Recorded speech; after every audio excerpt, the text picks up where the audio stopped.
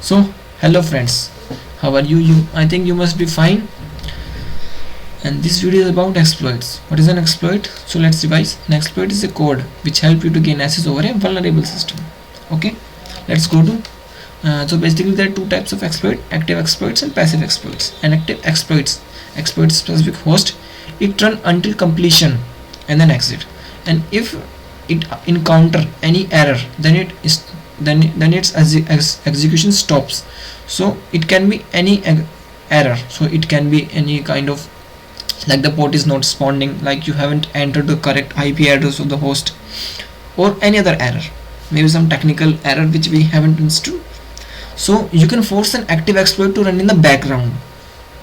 Okay, so like if you have if you have exploit many system, so you can force them to run in the background and check them one at a time. Okay, let's discuss about passive exploit. A passive exploit wait for the incoming host and then exploit as they connect.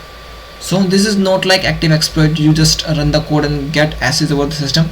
In this we can send some like email or like some links or something. We can send something to the user and then and wait for the incoming connection from the host. These passive exploits are basically focused on clients such as web browser, FTP client, and many more.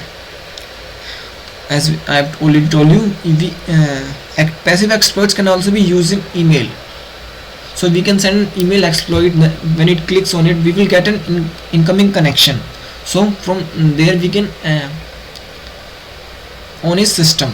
So that's all for this. Now in next video I'm going to show you some practical examples of the active and passive exploits. So that's all for now. Thank you.